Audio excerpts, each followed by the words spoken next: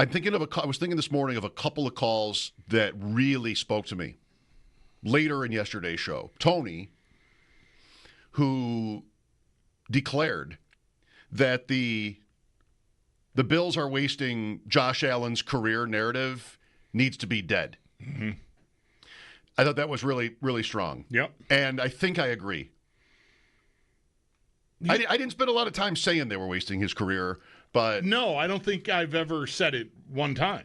It feels like the absolute ground floor platform of the make a big change crowd. I think that's where that first started. I mean, it really started after 13 seconds, and I think it's only continued to grow because they have obviously not won the Super Bowl since that happened, and so wasting his career. I think one of the first texts I ever got from a friend of mine used that wording about it.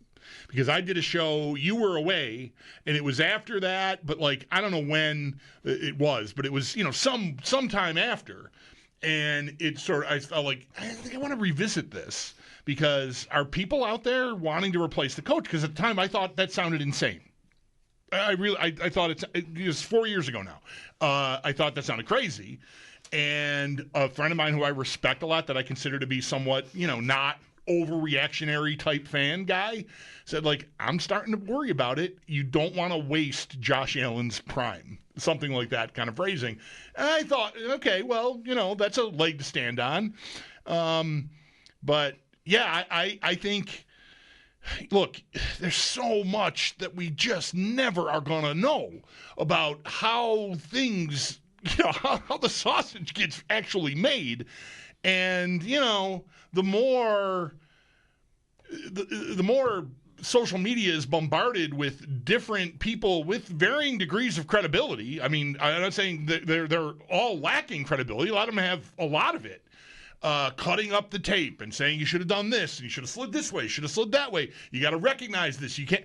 All that sort of stuff is just so hard, especially if you buy that you were facing a team that did stuff that they never do.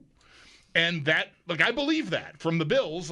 If that's, them failing to be thorough enough to uncover when Steve Spagnuolo used the blitz that did them in on 4th and 5, then maybe we have a problem. But if they did not put that on tape at all, and even earlier in the game, earlier in this season when they met, used that look and did one thing, and then used that look and did another, I mean, credit to you. You did a thing that was really smart and really good. And I don't know, I can only be so critical of Josh Allen for not recognizing.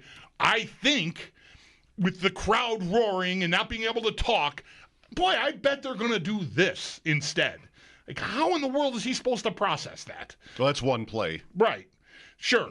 But that sort of thing, I think, just all contributes to it funnels into you got to do something, because we can't just keep going like this. And I don't know. I said yesterday, and I stand by it. I don't think it's an easy thing to do when you're really passionate about something and you want, you don't want to go through life just hoping it's going to be different next time. You want to do something to affect a change. I just don't think that change is called for in any way, shape, or form at the top of the organization. Well, the specific line, wasting his career, obviously implies that McDermott should be removed. And this is a game where the caller's point was, I'm not so quick to land there, right now. And it's only to say that there isn't just this obvious problem at head coach. That's what that statement implies, is that obviously, they have to have a different coach. And I don't think it's obvious, which isn't saying very much, but the caller couched it. You said things, I did too, different ways, different times. I'm just not in a big hurry to remove Allen from the scrutiny, and right. It's generally fair to be like that anyway. But that's it. I mean, that's really, at this point, as far as I want to take it. Just that I wouldn't want to look at where the Bills are at this moment as, he just doesn't have a chance. There is a lot to say about that, though, with the roster and with play calling. There is still a lot to say about that. It's just a certain level of matter of fact. Yeah. Well, this is the thing, is maybe not really in play or shouldn't be. Yeah, I'm not sure how fast I or we want to push the conversation here to what I'm about to say here, but I'm already. I mean, it's only been a day. I know. In my head, my voice sounds more, I don't know, more back to normal than it did even yesterday. Certainly Sunday night. Like there's a somber sort of funereal sort of feel to doing a show like that. We've got a lot of experience doing it, and it's not always the time for lots of yelling and shouting. At least for me, anyway. I don't feel that way after a game like that. Yesterday was more sort of, all right, what made me mad? What bothered me? I'm already at, all right. I mean, I know we got months to figure it out, but I think the big picture here is still, it's even more promising than it was last February, I think. Last January, last offseason. Because last offseason, they lost to the Chiefs at home the way they did and had gone through a pretty tumultuous tail end of the season there, the Philadelphia game. Like, it was really hot. I even got to, you're wasting Josh Allen's career. Like that happened. I realized I was wrong about that. I overreacted.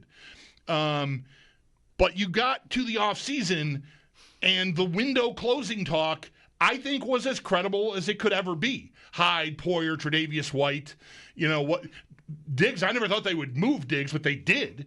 And that gets included here eventually once you get to March or whenever that happened. And so you're wiping a lot of slates clean and plugging holes and eating dead money and not exactly starting over, but it was like, this is Mach 2. The great experiment is what I called it. Like Josh Allen, without Stephon Diggs, can we do this? Everybody eats all that stuff.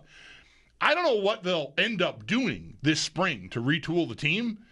But I think the primer coat that's down with the season they just had puts them, for me, ahead, and I think easily ahead of where they were last year at this time.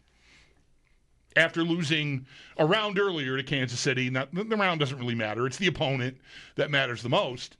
They have more of an opportunity to add to the roster the pieces that are necessary as opposed to just getting out the tub of Bondo and some glue and trying to, cover up the rust.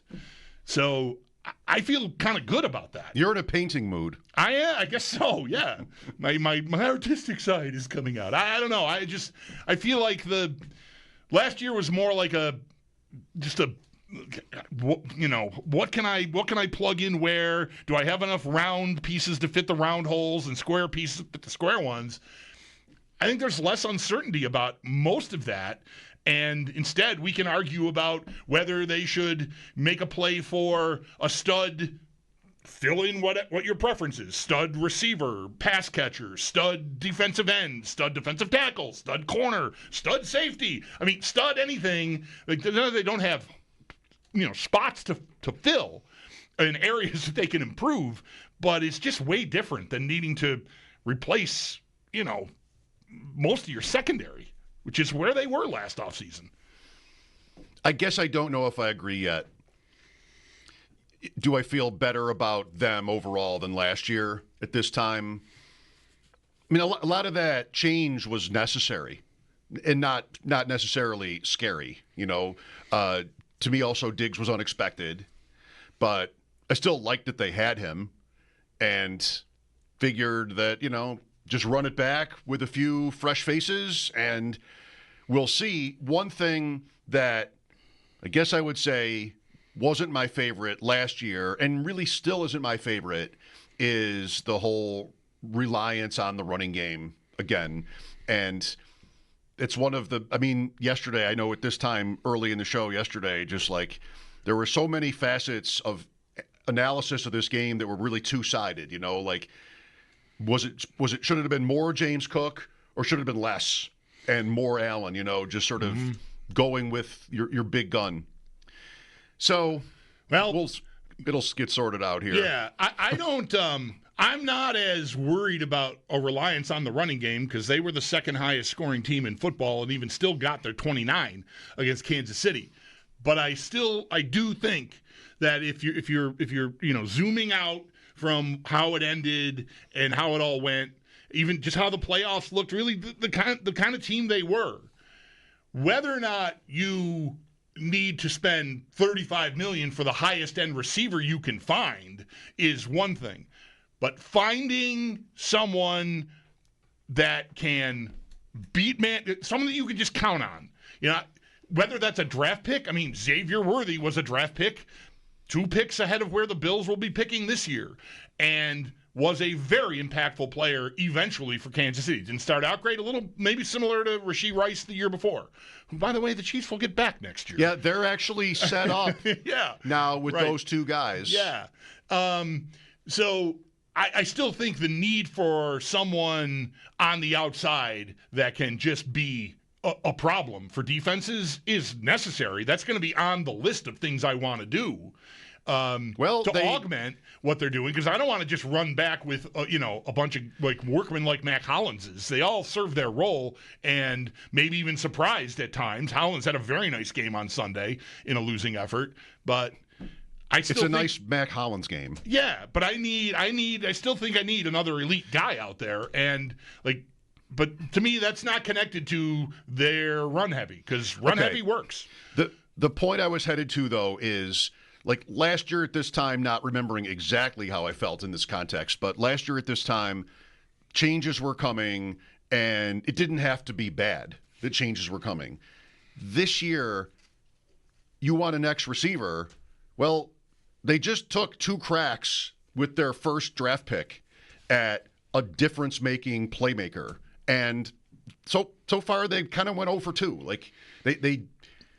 Worthy, it's almost unfair when you have Mahomes and Reed, you couldn't go to a better situation, and you'd expect, that to tip the scales toward the guy's going to look like, a meaningful player than somebody who got drafted by Carolina or something like that, like Leggett.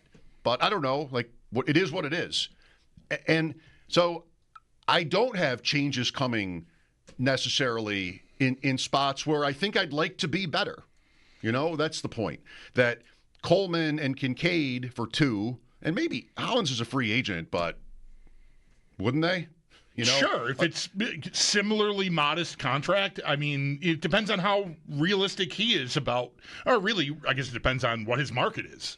If he can go out there and get some kind of certainty after he's just been bounced around year to year, I wouldn't hold that against him, certainly. But if that doesn't exist, I'm open to him being back here. I just would like, as we go over time, for him to not play as prominent a role, because you've got better options, and they really didn't. Okay, I wouldn't expect him to really cash in, but who knows? But I'm sure they feel great about the role that he played. He's a great example. Is that somebody I want to come back with because he was effective and a great teammate and all these kinds of things? And if they do, well, then where does that block you? How does that block you from something else? There'd be probably a much better chance they want this with Hollins than with Amari Cooper. But and I have Samuel under contract, so you're not closed to the possibility. You're never really closed to this. But last year Davis was walking, and Diggs was probably going to be here. Turns out he wasn't. The door was open for somebody to hit in that position, and it didn't happen. It didn't happen with Coleman. Hollins is Hollins. It didn't happen with Samuel. So I don't know. That's what makes me a little bit slower to, okay, well, the foundation is good. The foundation, how many great players do they have? That's where I'm at. They have one, and they have a couple of good players, but they're not loaded. No. The key to me, to the whole, and again, I said when I started this part of the conversation, I'm not sure how fast we want to rush to here, but we're here for now, right now.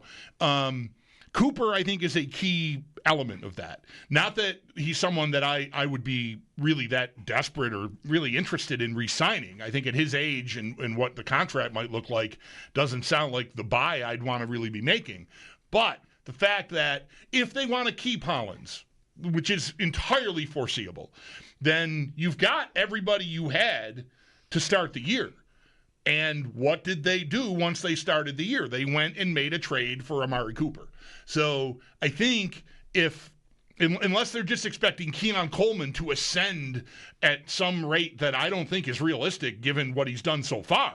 Like, I'm optimistic about him becoming a dependable player, but I don't know what you should expect in September from him here. I think their eyes were open to they needed another guy. So that's why How did it work? However it worked, they needed it, and I don't think just removing him is going to make you better. Like, that doesn't make sense to me. So, but did Cooper make them better? Is that what they would say? That was worth it? I think so. I mean, he caught 20 passes. I don't know. That's a good question to me. It's whether they would do that again. Right. I just wouldn't assume that if he walks, which is, I think, the most likely outcome, that they're going to go, yeah, we're all set over here. I don't think the Bills should want him back.